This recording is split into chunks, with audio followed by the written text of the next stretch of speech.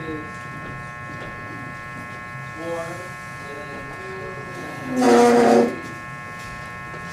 Hello, my name's Peter.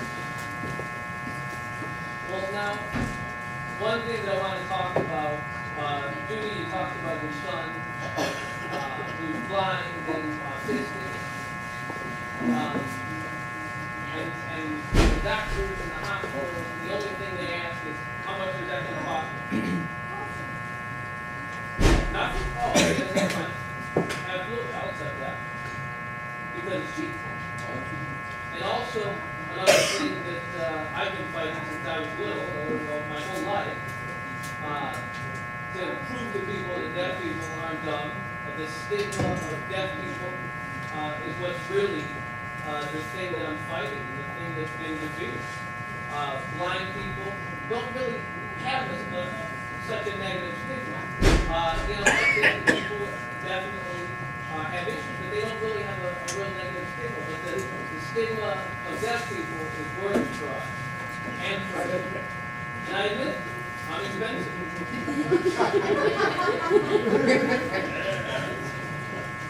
The doctors have to pay through the nose when they treat me because I'm expensive.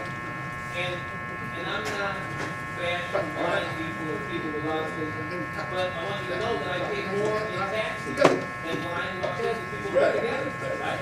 Honest. So I'm expensive, but I pay for it. So you got a problem with that? It's certainly yours, it's not mine. Now, I was born deaf? No, I wasn't.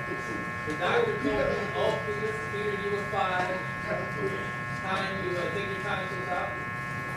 And that was a long, long time ago. I was 5. I went into the hospital, they took my tonsils out.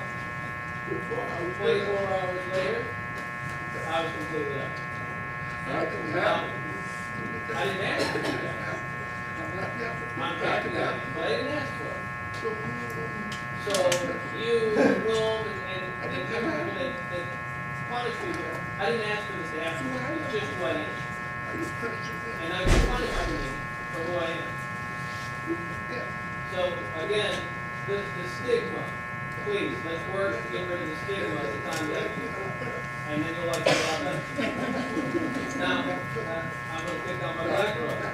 I remember back in the 60s, we, black people and deaf people, had to fight for our rights. And now, one, deaf people and black people, that was a double negative. That was strike 2. No education. The third strike was the stigma again that they had to carry. The deaf people didn't ask for it. My black brother didn't ask for it. So please, let's work to get rid of the stigma and realize what we're all really worth. And we all can be expensive, but we're worth it.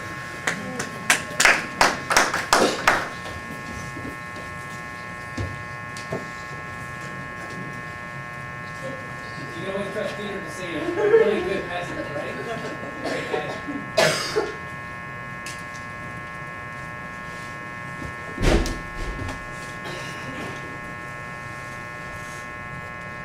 Hello, I'm Warren. Coryell. I have 3 questions related to the rules. One, we need to be focused on improving our lives. But I'm curious, with the hospitals and the school districts and all these other people going and asking to change the rules and petitioning to change the rules, are the rules getting watered down? That's my first question. Are they getting watered down because of the issues that people have with the rules? My second question is I want to know about VRI. My opinion, the whole VRI system needs to be thrown out of the building. It needs to be banned from the state, period. We need to start over and get to the point where the technology is good enough to carry it. And I don't understand why they even offer it to us. It's worthless. It doesn't work good enough. It threatens our lives. This VRI needs to be gone. It needs to be thrown out, period. To make hospitals start to look for interpreters themselves, and get, maybe start over again and get better technology that could help have effective communication. So my question is, what is in the VRI rules? What's in that part? Because I don't know what's in the VRI rules, and I'd like to know. My third question is, I want to know about paying, because sometimes I don't like the interpreting agency, or I don't like that particular interpreter. Do I have a right to choose agencies? Do I have a right to choose my preferred interpreter? And who pays for it if I do? Who pays for that? Sometimes hospitals say, nope, you got to pay for it yourself. You can't come in and pick your own interpreter. You can't do that. We provide the service. And so my question is, do they have a right to order what interpreter I have to accept, or do I have a right to choose? So those are my three questions. Thank you.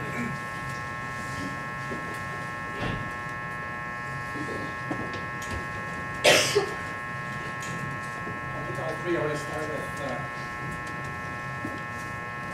three. I want to start going back even one step further to Peter's. Those of you who might have gotten this, the expensive gentleman. It is interesting to me that we're talking about doctors. And doctors know that every patient who walks through the door is going to be different, and some of them are going to be expensive, and some of them are not, and some of them are going to be high maintenance, some of them are not, and some of them are going to be hypochondriacs who are demanding, and some of them are going to be, want answers to every possible question and having long lists of things, and some of them are going to take longer to treat, and that's all expected. And then somebody comes in and says, I need an interpreter, and that's expensive, and that is something that we need to get around. That is a concern. I know most of you in this would probably know Mike Zellin, because he's well known in that area. But as a commissioner for our department, he would very often remind us that the lights that are on in this room are an accommodation to those of us who can see. Blind folk who came in don't need those lights.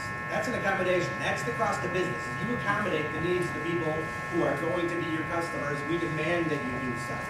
The chairs that we're all sitting in are chairs that are accommodations to those of us who can walk. They're not there for the people who come in a wheelchair. They don't need us, the business, to provide them with a chair.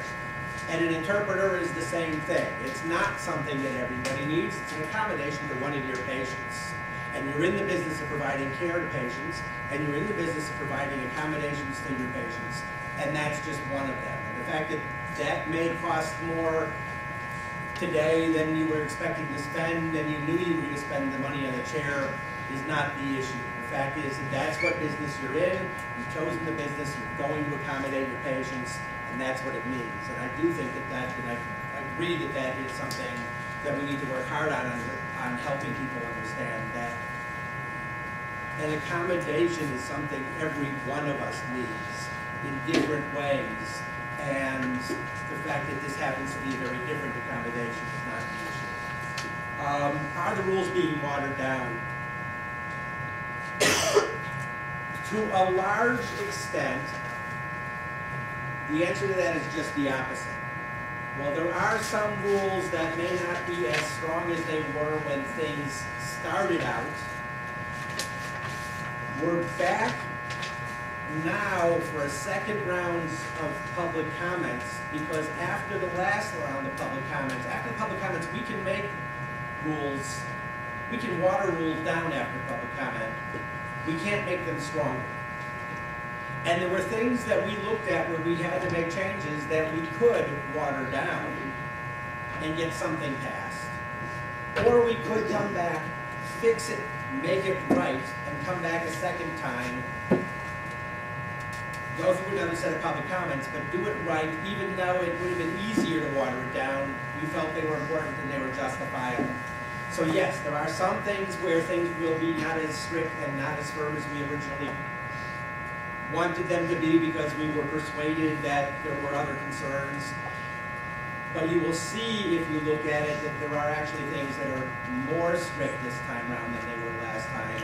And in particular, what's difficult to see is the way that things are changed that are equally strict, or maybe even a little less strict than they were last time, but are far more strict than they would have been if we had watered them down in order to get something passed last time. We felt that the fight of getting it done right was important enough that we were willing to go and get it done right. And that's, I think, I can't answer the question as to exactly what the VRI rules say, which was the next point, because they're not available for public comment yet, and we've made the commitment that we're not going to share exact examples, but you can look at the ones that are the rules that were submitted for the legislative review as the form, and you can take a look at what the rules there provide for VRI, and know that what's changed is mostly, if not completely, about form. It's not about the substance. And what that is that we have added more requirements specifically related to the technology and the facility in which the VRI is being conducted, the remote facility, and how many interpreters, plural, need to be in the room to be doing it. Because those were things that we could justify as actually protecting the patient in the hospital or in the doctor's office. Those are not things that the hospital is going to jump up and down and say those are great things. Those are definitely things that are stronger than were in the rules of the past. So we are looking at the technology and holding them to a higher standard. We're saying that we know VRI, for some people, doesn't work at all. But in some instances, it's necessary. But if you as a hospital are going to use it, you're not going to do it on a wireless connection. You're not going to do it on the same connection I have my cable. I was talking earlier today about the fact that, not I, not the legislators, not anybody in this process on the administrative end who's going to be making decisions, would put up with our cable coverage if last Sunday's football game, and I know it's too late, it's got to be 4 Sundays ago, but 4 Sundays ago football game, if the reception looked like VRI does in the emergency room for patients today, we would be raising holy hell with the cable company. We would not stand for it. And that is the football game. That's not the life of ourselves or of a leader. So we're saying that if you're going to be using VRI, you're going to be getting a dedicated line, straight LAN, into the hospital so that there's nothing else on it and that you're directly connected to the internet. You're not going through a service provider. You're not going through a cable company. You're not sharing it with everybody else in the hospital so that if you've got too many patients watching American Idol, which I should mention, my secretary's niece was in tonight. Never seen the live because I'm missing it. But if there are too many people watching American Idol, then the VRI is getting slower because we're all sharing the same internet in the hospital, and that's not acceptable. So that why we may not have everything that you want, and we may not be saying it's never acceptable. Yes, the answer to the question of whether or not we're looking at the technology and putting in standards that actually require it to be better than it is now before it's allowed, the answer is yes. And I think you'll find that in the rules when you take a look at them. And again, you're not going to necessarily love everything about it, but those are more strict than they were last round, and more strict than they were a year ago. And there's something that we feel pretty strongly about trying to stand behind and make sure that we have the ability to defend each and every one of those requirements. Somebody's doing it from home, I don't care what the address is, but there better be somebody else in the room so that if it takes more than half an hour for me to meet with my doctor, there's an interpreter there available to switch. I don't have to hang up the phone and start all over again. That's, for VRI, that's not acceptable. So that we have put in those standards into the rules. I hope that you will be pleased with at least some of them when you take a look at it. But the question is, are things getting watered down in some respects, maybe a little bit overall? I think the changes have made this a better package than we had last time around. And there's certainly a better package than had we tried to water it down enough to get it through without doing another hearing. and without having to come to you and say, we need more input, we need more help. And I forgot the first question.